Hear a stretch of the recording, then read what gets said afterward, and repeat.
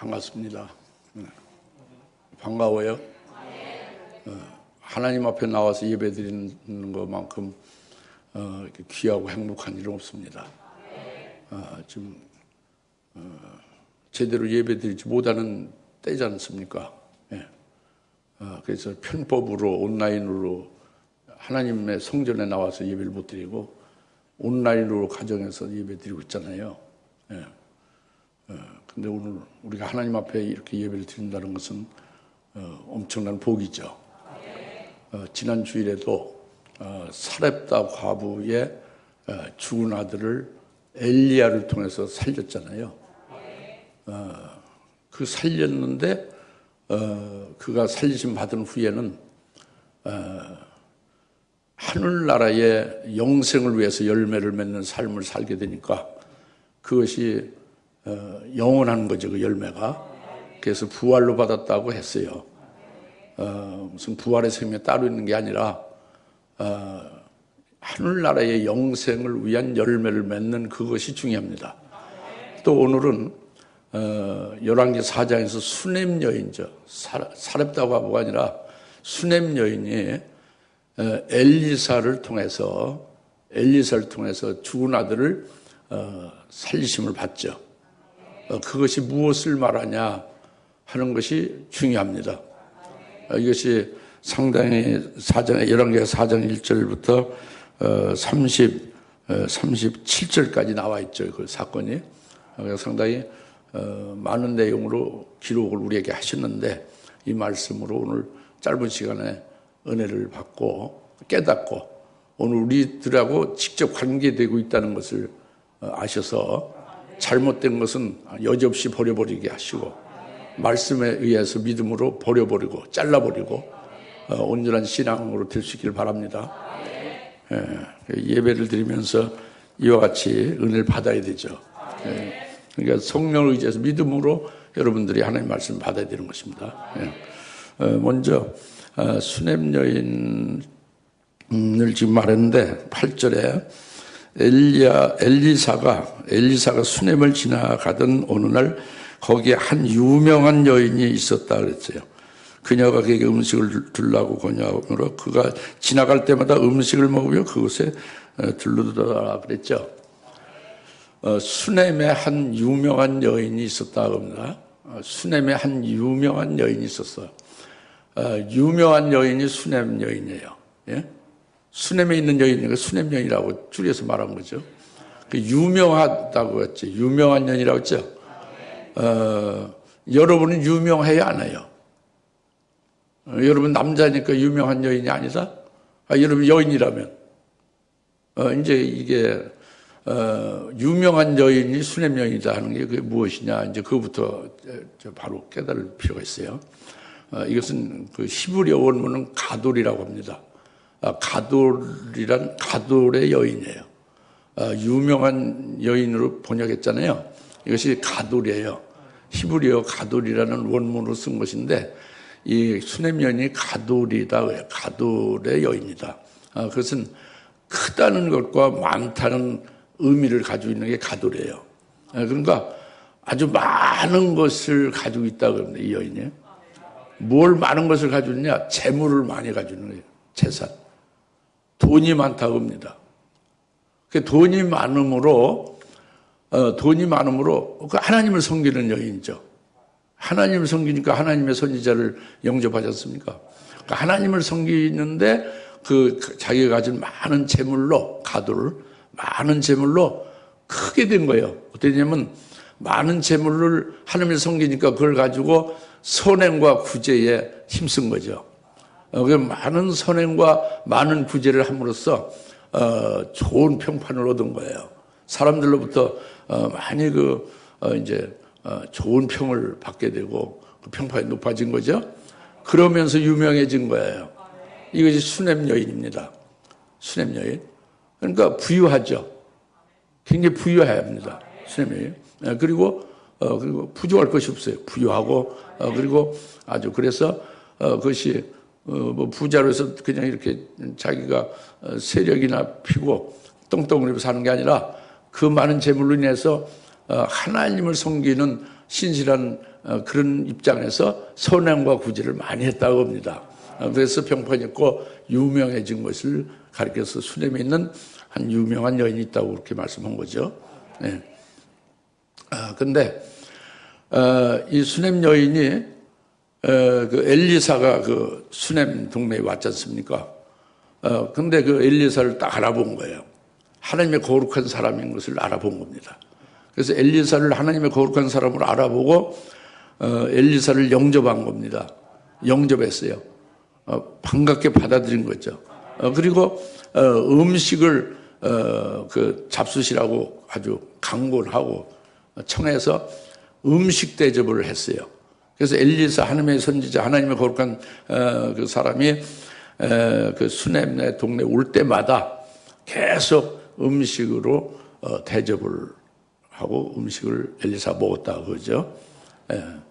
근데 그거에서 끝나는 것이 아니라 그 수넴 여인이 그 남편에게 말해서 그 작은 방을 만들어서 숙소를 만들어서 그 엘리사의 기도처, 휴식처로 만들어 달라고 요청을 했어요. 남편에게. 그래서 남편이 그 요청을 받아들여서 그 방을 만들어줬습니다.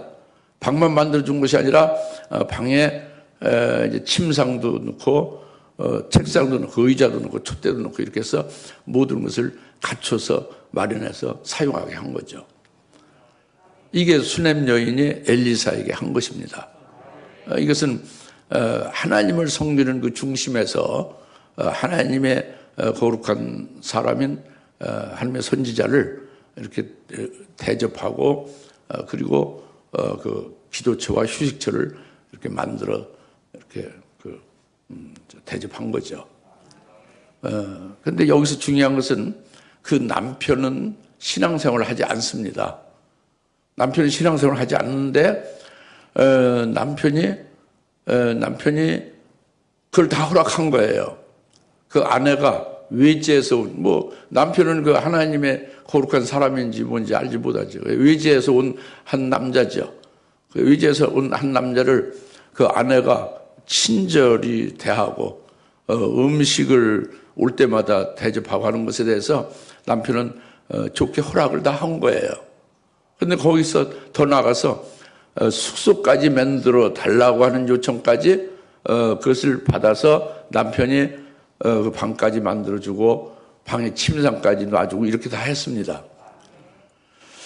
그러면은 이제 그 수넴 여인은 하나님 앞에 제사를 드리고 신앙생활 그 월삭을 지키고 신앙생활 철저히 잘 하고 있죠. 그런데 수넴 여인 남편은 신앙생활을 하지 않고 있어요. 그러나 지금 말씀드린 대로 그 수넴 여인이 저분은 하나님의 거룩한 사람이라고 그렇게 말을 하면서 대접을 하나님을 섬기듯이 하는 것을 좋게 여기고 협조한 거잖아요. 허락한 거잖아요. 그 숙소까지 만들어 줬잖아요. 이것은 그 남편이 비록 신앙생활을 하지 않았어도 그 마음속에 하나님이 계신 거예요. 그러니까 비록 겉으로는 신앙생활이 안 돼도 그 마음속에는 그 중심에는 하나님을 모신 거죠. 그러니까 사도행전 26장 28절 여러분들이 보시면은 아그리빠 왕이 바울에게 말하는 게 나오죠. 아그리빠 왕이 바울에게 뭐라고 말합니까? 바울에게 내가 나를 가리켜서 복음과 진리를 가리켜서 나를 거의 그리스도인 되게 하려고 하는도다. 거의 그리스도인 되게 하려고 하는도다 그랬죠. 거의 그리스도인 되게 하려 하는도다. 성경에 사도행전에 그리스도인이 나오잖아요. 그리고 불신자가 나오잖아요. 복음을 듣고 그리스도인이 되기 전에 거의 그리스도인이 지금 나온 거예요. 사도행 20년 28절. 거의 그리스도인이 거반 절반 이상 됐다 그겁니다. 그러니까 바로 수넴 여인의 남편이 이와 같은 거죠. 예? 그 겉으로는 신앙생활을 아직 하지 않고 있고 제사도 안 드리고 그런 거에 없지만은 그러나 그의 마음에 하나님을 모신 거예요. 그 하나님이 그 안에 계셔서 하나님을 경외하는 게 있다 그겁니다. 이것을 우리가 먼저 살펴야 돼요. 4장 8절 9절에서 어떻게 깨달아집니까? 이걸 깨달아져야 돼요. 이게 잘 깨달아져야 됩니다. 먼저. 그래야 이 전체를 깨달을 수 있어요. 근데 이렇게 이제 엘리사를 이렇게 공개하고 대접하고 이렇게 기도처, 휴식처까지 마련해서 줬으니 엘리사가 그 이제 방에 가서 쉬는데 너무 고마운 거 같잖아요. 그러니까 그 수냄 여인을 부르라고 그랬죠. 엘리사는 그 왕과 군대 대장과 잘 통하죠. 엘리사가 한마디 하면 뭐든지 다 왕이 들어줄 수 있는 그런 관계죠. 이스라엘 나라에서. 그러니까 내가 왕이나 군대 대장한테 뭐 부탁할 것이 있냐, 뭐 필요한 거 있으면 얘기해라. 나를 통해서 내가 그걸 이루어주리라. 그랬더니 아니 필요 없다고요. 나는 백성들과 같이 있는 자다. 그러니까 그런 거 특별히 필요 없다고 합니다. 그 갔죠. 그런데 그 게하시가 말하기를 사실은 그 여인이 자식이 없습니다. 그리고 그 남편도 늙었습니다. 자식을 낳을 수 없는 늙은 남편입니다. 이렇게 말을 한 거예요. 그러니까 다시 다시 그 수냄 여인을 불러오라고 했죠. 엘리사가. 그래서 엘리사가 내가 그 생명의 때를 따라서 다음 해 그러니까 1년 정도 되면 이 계절쯤 되면은 내가 한 아들을 낳으리라. 내가 한 아들을 안으리라. 아들을 낳는다 이걸 말씀했죠. 그 말씀했어요. 그랬더니 수냄 여인은 지금까지 아이를 낳지 못했잖아요. 아이가 없잖아요. 자식이 없잖아요. 그런데 아들을 낳는다는 소식을 받으면 어때요? 반응이. 기쁜 일이요? 나쁜 일이요? 아주 기쁜 일이지. 여인이 아이가 없이 아이를 못 낳고 있다가 아들을 낳는다고 하는데 얼마나 기쁜 일입니까? 그렇죠? 그래서 기쁜 일이니까 감사하고 감격을 하게 돼 있단 말이에요. 당연히. 그죠? 근데 그렇게 하지 아니해서 정반대로 반응이 나온 겁니다. 아닙니다. 노. 필요 없다는 거예요. 노. 아닙니다. 아들을 안으리라. 아닙니다. 여종의 거짓말 하지 마소서. 이랬어요. 이건 이제 그 뒤에 28절 가서 보면은 나오죠. 28절에 왜 그런지를 나옵니다. 그 아이가 죽었을 때에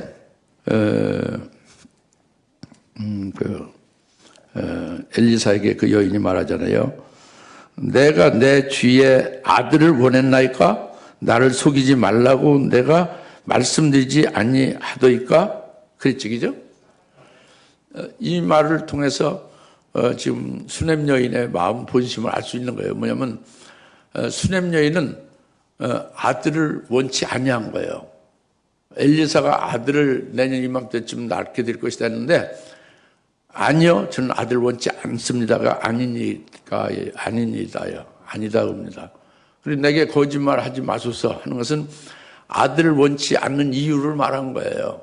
그것이 뭐냐면 남편을 수냄 여인이 볼 때는 남편이 신앙생활을 하지 않고 있잖아요. 하나님을 섬기고 있지 않지 않습니까?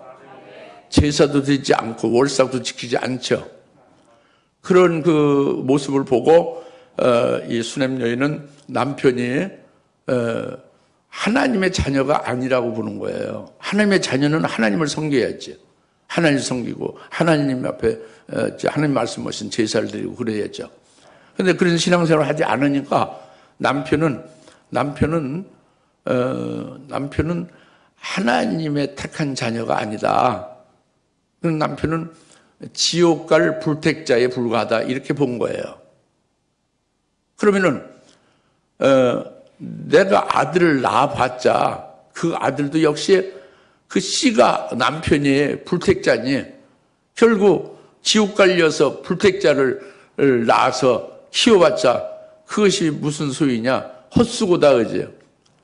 그것은 참된 일이 아니다.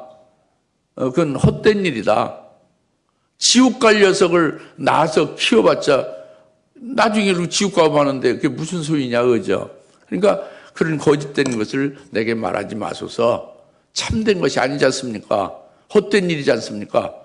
그래서 거짓말을 여종에게 하지 마소서 이렇게 말한 거죠. 무슨 말인지 알겠습니까?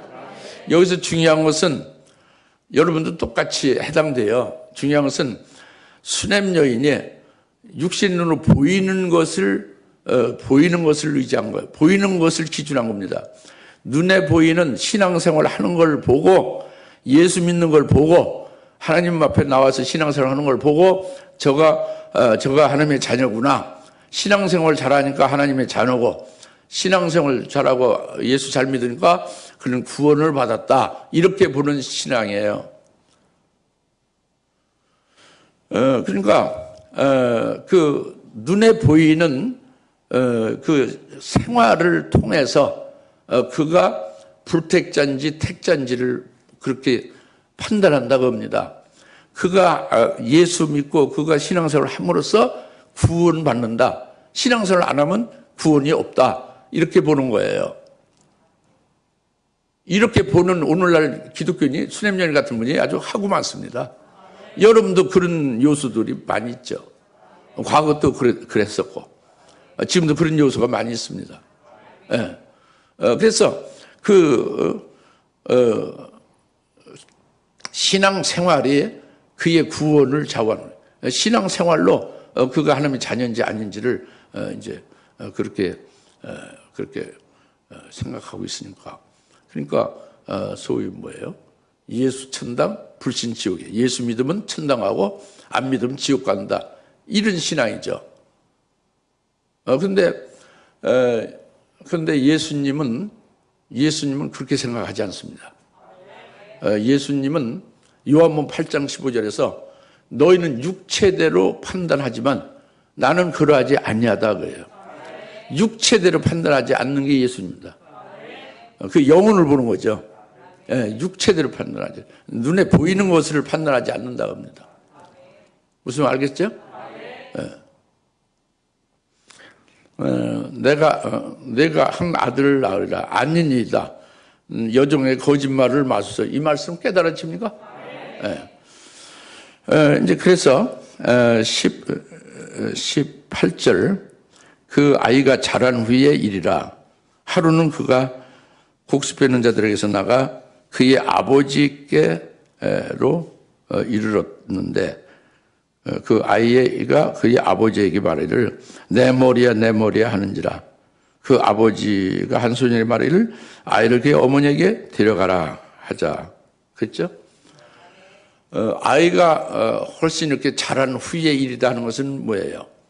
아이가 쭉 자라면 아이까지 칭호는 12살까지예요. 예? 12살까지 아이로 쭉 자라면은 12살이 넘으면 만 12살 지나면 13살부터는 성인입니다. 아이라고 부르지 않아요. 성경에서. 실제로 이스라엘도 또 그렇고. 성경도 이스라엘은 사르니까. 그런데 한국은 성경도 사는 게 아니죠. 한국은 13살을 어른이라고 안 하고 19살을 어른이라고 하죠. 미성년자가 아니라고 저기죠.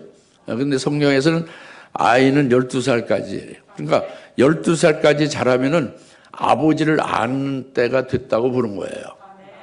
예수님도 12살 때 될 때에 내가 아버지 성전에 당연히 있어야 될 걸 알지 못하느냐 하고 그를 찾으러 온 부모한테 오히려 가르쳐 줬잖아요. 수냄 여인 아들이 자기 아버지에게 간 거예요. 들에서 일하는 아버지에게 갔습니다. 잘 들으시오. 성령을 의지해서 잘 들으시오. 예? 이거 아주 굉장히 어려운 말씀이에요. 쉽게 풀어드리니까 쉬운 것 같지만 이성적으로 쉽지만 영적으로는 상당히 어려운 거예요. 예.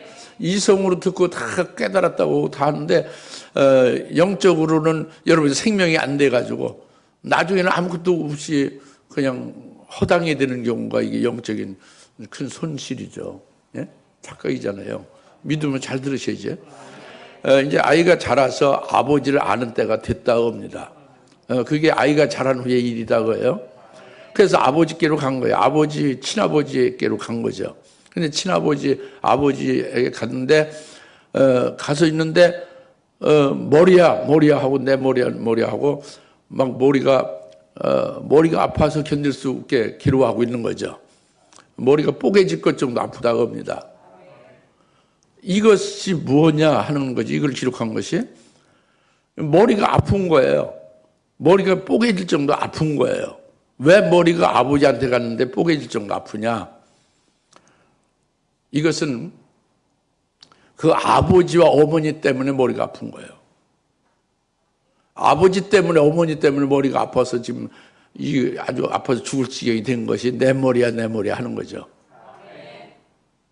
그 아버지가 어떻게 했길래? 아버지는 지금까지 12살까지 사는 동안에 자기를 자기 아버지의 친아들로 여기질 않은 거예요. 그 아버지는 자기를 엘리사의 아들로 그렇게 의심하는 거예요. 왜 그러냐? 그 아버지는 나이가 늙었잖아요. 나이가 늙어서 애를 낳을 수도 없다고 생각했고, 지금까지 애가 없었고, 그런데, 어떤 외지에서 온 남자가, 자기 부인이 아주 따뜻하게 친절을 다하고, 음식을 올 때마다 대접을 하고, 또 숙소까지 만들어서 침대까지 놓고, 이런 것이 된 다음에 애가 생겼잖아요. 자기는 늙어서 애를 못 낳는데. 그래서 갑자기 애가 생겼다고 해요. 그러니까 이건 내 아들이 아니다. 이건 그 외지에서 온 그 남자의 아들 아니냐. 이렇게 의심하는 거예요. 그래서 자기 친아들로 생각을 안 합니다. 그러니까 그것을 아들이 계속 느낄 거 아니에요. 12살까지 살아오면서. 그죠? 그 얼마나 골치가 아파요.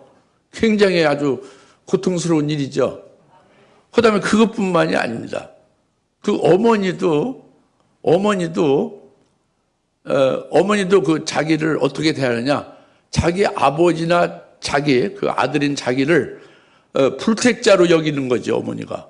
그러니까, 네 애비도 지옥 갈 짜고 하나님 섬기지 않고 있으니 너도 똑같이 그 씨 아니냐.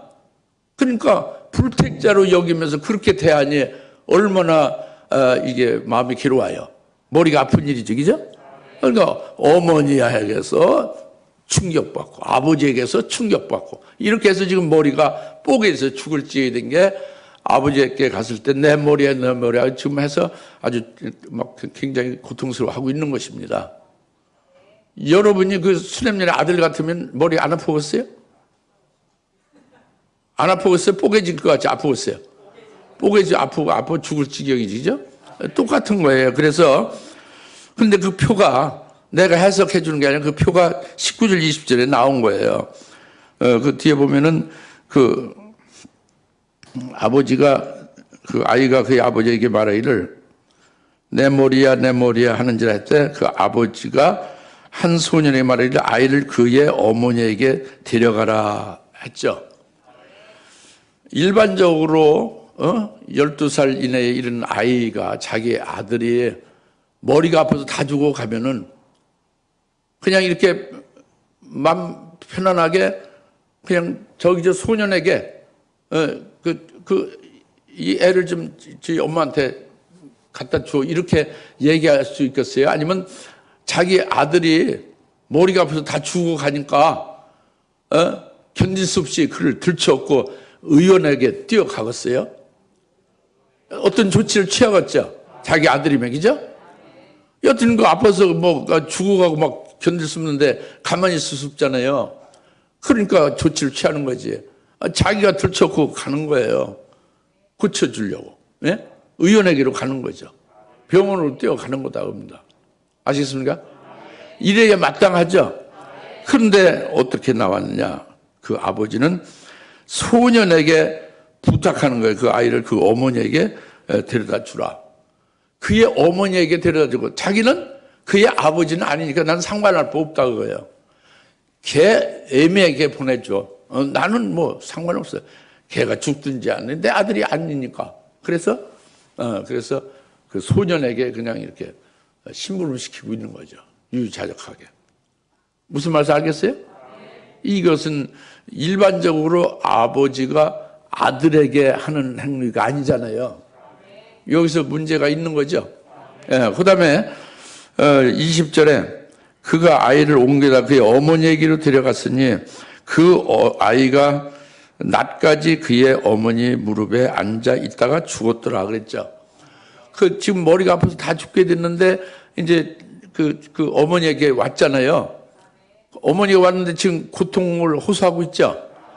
그런데 해가 질 때, 낮까지는 하루 종일이에요. 하루 종일 해가 질 때까지 그 어머니 무릎에다가 그냥 방치시켰죠. 거기서 그냥 죽으라고. 그래서 거기서 그냥 그 어머니 그 무릎에서 해가 질 때까지 온종일 낮까지 고통하다가 죽었더라 그거예요. 방치한 거예요. 그러면 일반적인 어머니가 그 자녀들에게 어떻게 합니까? 그 아이가 죽어가고 그러면 뭐 이리저리 무슨 손을 쓰죠. 어떻게 해서라도 그 고통을 없애고 고쳐보고 살리려고 애를 쓸 거 아닙니까? 그렇게 하지 아니했어요. 이것은 뭐예요? 고쳐봤자 살아나봤자 어차피 지옥 갈 불택자인데 무슨 소용이 무슨 보람이 있느냐 그래요. 다 헛된 일이고 그 참된 것이 아니다. 이렇게 본 거죠. 수냄년의 신앙이 어떤 신앙이에요? 그 생활을 보고 그 영혼이 하나님의 자녀인지 아닌지, 그가 하는 그 하나님 앞에 나와서 어떻게 신앙생활을 하느냐를 보고 그가 구원받았는지 구원받지 못하는지 이걸 판단하는 그런 신앙 아닙니까? 그러니까 그 아버지와 그 아들이 똑같이 수냄 여인의 눈에서는 신앙의 그 안목에서는 구원받지 못한 하나님의 자녀가 아닌 결국은 지옥 불 속에 던져질 자다 이렇게 본 거예요. 그러니까 자기 무릎에 아파서 죽어가더라도 어차피 지옥 갈 자인데 다시 고쳐서 나아서 그 살아보니 결국은 지옥 가는 거 아니냐. 그러니까 뭐 아무 손을 쓰지 않고 그냥 자기 무릎에서 그대로 죽게 그냥 놔뒀다고 합니다. 깨달아집니까? 이제 이것이 수냄 여인의 그 신앙의 문제점이죠. 그렇죠? 근데 실제로 그 엘리사의 방에 와서 수냄 여인 동침했습니까? 동침 안 했죠? 아까 그 읽은 대로 그 본문에 12절에 그 여인을 수냄 여인을 불러오라 하고 그 여인이 그 앞에 섰더라 했죠. 그리고 또 14절에 또 그가 말을 그러면 그녀를 위하여 무엇을 할고 할 때 이제 15절에 두 번째 또 엘리사가 그녀를 부르라 해서 그녀가 왔죠. 그래서 그녀와 엘리사 같이 동침했나요? 아니죠. 엘리사가 그녀를 부르자 그녀가 문에 서 있죠. 부르지 않았잖아요. 문에 서 있는데 16절에 엘리사 말하기를 생명의 뜰을 따라서 이기절 때면 내가 아들을 안으리라 그랬잖아요. 이것은 엘리사가 하나님의 말씀을 전한 거잖아요. 엘리사가 아들을 낳게 한 게 아니죠. 하나님이 뜻이 계신 거죠. 수냄 여인에게 그 아들을 낳게 하는 거죠. 누구를? 그 남편을 통해서. 남편에게 하나님이 늙었지만은 하나님이 힘을 주셔서 아브라함이 99세, 100세 될 때 아이를 낳잖아요. 늙어서 낳을 수 없을 때이죠. 사라가 경수가 끊어져서 아이를 낳을 수 없는 여인인데 낳게 했잖아요. 하나님의 말씀으로 힘을 줘서 낳게 한 거죠. 남편의 아들이죠. 엘리사는 뭐 문 앞에 서놓고 말했지 아무 무거 없죠, 그죠? 그렇죠? 무슨 말씀 알겠죠? 그런데 지금 이 아이가 머리가 아파서 결국 죽었다. 왜 그러냐? 그 원인들을 지금 우리 깨달았죠, 그죠? 죄송합니다. 그래서 이제 뒤에 보시면은 33절, 34절, 35절, 36절. 엘리사가 결국 죽은 아이 방에 가서 죽은 아이 몸에 이제 올라가서 아이 몸에 엘리사의 몸이 같이 엎드려졌죠, 그죠? 물론 먼저 기도를 하고, 먼저 하나님 앞에 기도하고, 죽은 아이 몸에 엘리사가 올라가서 아이 눈에 엘리사의 눈을 이제 이렇게 합치고, 아이의 입에 엘리사의 입을 합치고, 아이의 두 손에 엘리사의 두 손을 이렇게 갖다 대서 있었죠. 그렇게 두 번 했죠. 두 번 했죠. 두 번 하니까 그 죽은 아이가 처음에 첫 번 했을 때는 살이 이제 따뜻해지다가 두 번째 때는 7번 재채기를 하고 살아났죠. 이 7번 재채기한 것은 7 귀신이 주의 영역에서 나간 것입니다. 쫓겨 나간 걸 말해요. 수냄 여인과 수냄 여인의 아들은 사렙다 과부의 아들과 같이, 사렙다 과부와 그 아들과 같이, 오늘 우리도 똑같습니다. 그 믿음에 관해서 그 의지가 있잖아요. 근데 이 생명이 어머니와 아이는 12살까지는 이게 결탁이 돼서 의지가 하나로 나와요. 그러니까 아이가 아프면 어머니 따로 있어도 아이한테 안수하면 어머니가 나아요. 예? 무슨 말인지 알겠어요? 의지가 같아요. 실제로.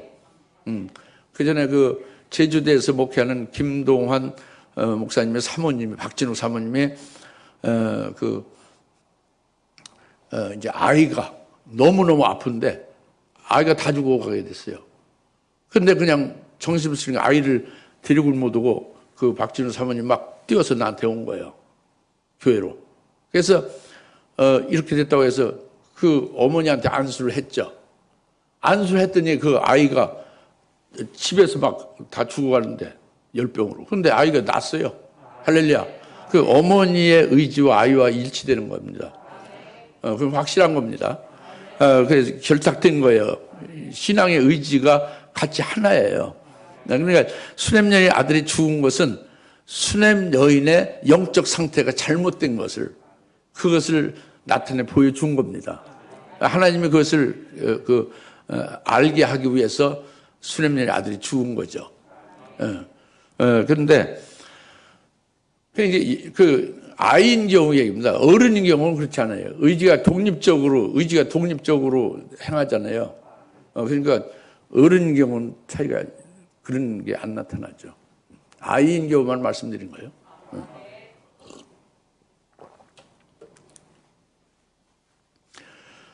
지금 죽은 아이가 엘리사를 통해서 살아났잖아요. 그 엄청난 일이지. 아이가 완전 죽었었는데 살아났다고요. 송장인데 살아났다 그러지. 예? 송장인데.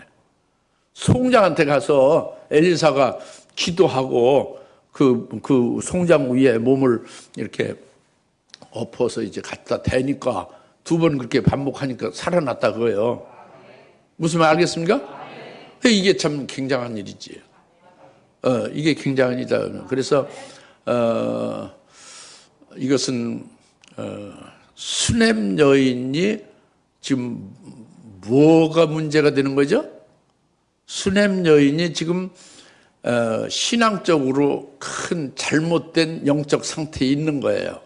그것이 뭐냐면 눈에 보이는 것을 통해서 신앙생활하는 것을 보고 그 신앙의 행위나 신앙생활하는 그걸 보고 그 사람의 구원을 판단하는 거죠. 그게 큰 잘못이에요. 예? 그런데 엘리사는 어떻죠? 엘리사는 하나님의 선지자로 하나님의 뜻을 행하고 하늘나라 영생을 바라보며 영생을 위해서 예배하는 삶을 살고 있는 게 엘리사잖아요. 그죠? 그러니까 엘리사는 육체대로 그 신앙 생활을 보고 판단합니까? 그 속에 그 영을 보고 분별합니까? 영을 보고 분별합니까? 그러니까 하나님의 아들의 영을 수냄 여인으로 낳게 한 거죠. 그걸 그 엘리사는 보고 있잖아요. 엘리사의 눈은 그 겉에 것을 보지 않고 신앙 생활이나 그 겉모습을 보지 않고 육체를 판단하지 않고 그 속에 아들의 영이냐 아들의 영이 아닌 그냥 불택자인 사람의 영이냐. 즉 하나님 아버지의 생명으로 낳은받은 영은 아들의 영이잖아요. 하나님 아버지로 하는 아들의 영이잖아요. 그게 그 수냄녀의 남편에게도 아들의 영이 있음을 엘리사 보고 있잖아요. 그리고 엘리사를 통해서 말씀 증거했을 때에 그 말씀이 그 수냄 여인의 남편을 힘을 줘서 결국 그 아들을 낳게 된 것은 그 아들 속에 하나님의 아들의 영이 있는 것을 엘리사는 보고 있다고 합니다. 예? 즉 하나님 아버지의 생명이 수냄 여인의 남편에게나 수냄 여인의 아들에게 있음을 엘리사는 확실히 보고 있어요. 그게 엘리사의 눈입니다. 죽은 아이의 눈은 그걸 못 보고 있고 그 죽은 아이의 눈은 수냄 여인의 눈이잖아요. 그걸 못 보고 있잖아요. 그것을 그 죽은 눈을 엘리사의 눈에다 딱 붙이니까 그 죽은 눈이 살아났다 그겁니다. 볼 수 있는 거예요. 뭘 봐요? 뭘 봐요? 겉모습으로 판단하지 않는 것이 되게 한 거예요. 육체도 판단하지 않는 거죠. 여러분들 교회 몇 번 나와야 구원받고 천당 가요? 성경에 예수님 뭐라고 했어요? 한 번 나오면 좋아요? 1년에 54주면 54주 다 나와야 돼요? 그게 천당 가요? 그런 게 없잖아요. 예수를 믿으면 그 죄사함 받는 거잖아요. 그죠? 자기 백성 이미 천국에서 영원히 살 수 있는 구원을 받은 자기 백성들을 예수님의 죄에서 영원 속죄 구원을 시켜주신 것 아닙니까? 이것이 엘리사가 보는 그 영의 구원의 상황을 본 거죠. 이것이 없는 수냄 여인에게 이것을 보게 하고 깨우쳐 준 거예요. 이게 살리심 받은 거예요. 여러분들은 하나님이 친아버지라고 늘 생각합니까? 그 목사님은 그러고 그냥 그렇게 교리가 그렇고 늘 그렇게 말씀을 들으니까 그냥 하나님의 아버지라고 이렇게 그냥 이렇게 여기고서 부르질 않습니까? 진짜 여러분이 하나님 아버지가 나의 생명으로 나는 아버지라는 걸 진짜 믿으면 그게 복 있는 자죠. 친아버지를 찾았으니까. 자기의 정체성을 찾았으니까. 예. 그걸 찾게 된 거예요. 수냄 여인이. 이게 살아난 겁니다. 죽은 자 아이가 살아난 것은 수냄 여인이 살아난 거예요. 할렐루야. 그리고 그 이불 또 됐다고 그랬잖아요. 입은 그 엘리사 입은 뭐를 해요? 성자 하나님의 구원을 믿고 그 구원을 말하고 그 구원을 받은 것으로 인해서 하나님 앞에 기뻐하며 찬송하며 감사하며 영광 돌리는 것이 입이잖아요. 그 성자의 구원 이 부분을 확실하게 이 수냄 여인과 그 아들에게 그것을 깨우쳐줘서 수냄 여인이나 그 아들이 이제부터는 성자의 구원을 믿는다. 그 구원받은 것으로 인하여 하나님께 감사하며 또 그것을 고백하며 증거하는 입이 된다고 합니다. 여러분들이 진정으로 성자 하나님의 구원을 믿고 구원받았음을 확신한다면 여러분 입이 가만히 있지 않아요. 기뻐하게 되고 감사하고 찬송하고 증거할 겁니다. 예, 할렐루야. 멜기세대로 구원하신 것, 멜기세덱 계열했다는 대제사장으로 즉 예수 그리스도로 구원하신 것을 막 증거할 거예요. 이 엘리사의 입인데 여러분의 입도 그와 같이 될 수 있도록 살리는 역사와 같은 것임을 오늘 수냄 여인의 죽은 아들을 이렇게 엘리사 입을 같이 대서 살렸다 이런 말씀을 주신 거예요. 여러분 벙어리 같이 살으면 입이 죽은 거잖아요. 그러면 안 된다는 거죠, 그죠? 저기 안에 복음과 진리의 보물이 가득하죠. 오늘도 서정아 집사님이 그 몇 권을 가져가시던데 계속 저게 막 그 보급되져야 돼요. 입을 통해서. 할렐루야. 그다음에 두 손으로 엘리사 두 손으로 죽은 아들을 그 수냄 여인의 아들 두 손을 이렇게 잡았잖아요. 그래서 살아났잖아요. 그래서 손은 일하는 손이죠. 성령 하나님이 일하시는 거예요. 우리 몸을 통해서 수냄 여인의 아들이나 수냄 여인을 통해서 무슨 일을? 하늘나라의 영생을 위하여 영생에 합당한 열매를 맺게 하는 그런 열매 맺는 삶을 살게 하는 것을 하는 거죠. 엘리사가 그 일을 하고 그 생명을 살고 있잖아요. 그와 똑같은 몸이 되도록 한 것이 손을 갖다 같이 대고 살리는 역사를 한 거다 겁니다. 이렇게 눈으로 일치되고 엘리사의 눈에 일치된 수냄 여인 아들과 수냄 여인, 또 그 입으로 일치된 것, 또 두 손으로 일치된 것, 그래서 살리심 받은 것이 영생을 위한 열매 맺는 몸으로 살아난 거예요. 육체가 잠시 소생했다가 죽는 것이 아니라 수냄 여인의 아들은 살아났고, 수냄 여인이 살아난 것은 하늘나라의 영원한 생명을 바라보고 자기 남편 속에 하나님의 아들의 영이 있다는 것을 보는 눈이란 말이에요. 그리고 아들 속에 하나님의 아들의 영이 있다는 걸 보는 눈이란 말이에요. 보게 되면 어떻게 돼요? 태도가 달라요. 지금까지 얼마나 잘못해요. 그러니까 이제 대통국이 나오지. 남편 앞에 무릎 꿇고 이제 이 봉사 소경이었다 자기가 뭐 하면서 이제 그 남편 이제 완전히 이제 바뀌어지게 하겠죠. 아들한테 또 회개하겠죠. 아들도 보게 되고, 그죠? 완전히 180도 바뀐 영적 시각이 될 것이다 겁니다. 오늘 우리가 그렇게 돼야 된다 그래요. 이게 부활로 받은 거예요. 영을 보는 거예요. 영을 아들의 영을 보는 거죠. 예? 성자 하나님을 보는 거예요. 성자 하나님이 멜기세덱으로 게르던 대제사장으로 그렇게 이루신 일들이 있잖아요. 이것을 보는 거예요. 이 머리 지식으로 아는 게 아니라 직접 자기에게 구원된 것임을 믿게 된 거예요.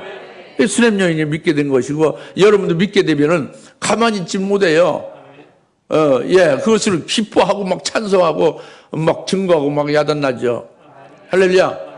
우리 교회에 그런 분이 있습니다. 도근이 권사님 그래요. 아주 그것으로 구원받은 것을 인해서 너무너무 기뻐서 그 입에 엘리사 입과 같이 된 거죠. 아주 본복입니다. 우리도 그와 같이 되어야 되겠죠.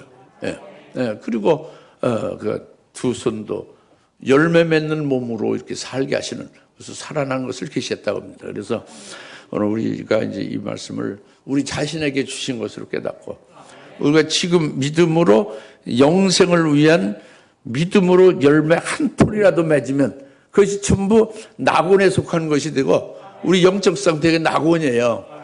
하늘나라의 영생이죠. 영원한 생명 안에 사는 생명이죠. 할렐루야. 그렇게 되면 여러분 육신적으로 사는 것, 이 세상의 어떤 형편과 처지로서의 사는 모든 환경, 이런 부분은 문제가 안 돼요. 초월되죠. 이길 수 있어요. 대화로도 이길 수 있고. 기도하십니다. 하나님 아버지 참 감사합니다. 오늘 수냄 여인이 죽은 아들을 부활로 받은 사건이 구체적 무엇인지를 깨달았습니다. 우리들의 영적인 눈이 흐리거나 보지 못하는 것을 밝히 보게 하셔서 엘리사의 눈과 같이 되게 하시고, 또 엘리사의 입과 같이 증가하지 못하는 벙어리 같은 입을 말할 수 있게 하시고, 그 구원의 확신을 가지고 기뻐하며 찬송하며 삶이 완전히 바뀌어지는 그와 같이 영생에 이르는 열매는 몸으로 살게 하신 줄 믿습니다. 감사하며 예수님의 이름으로 기도합니다. 아멘.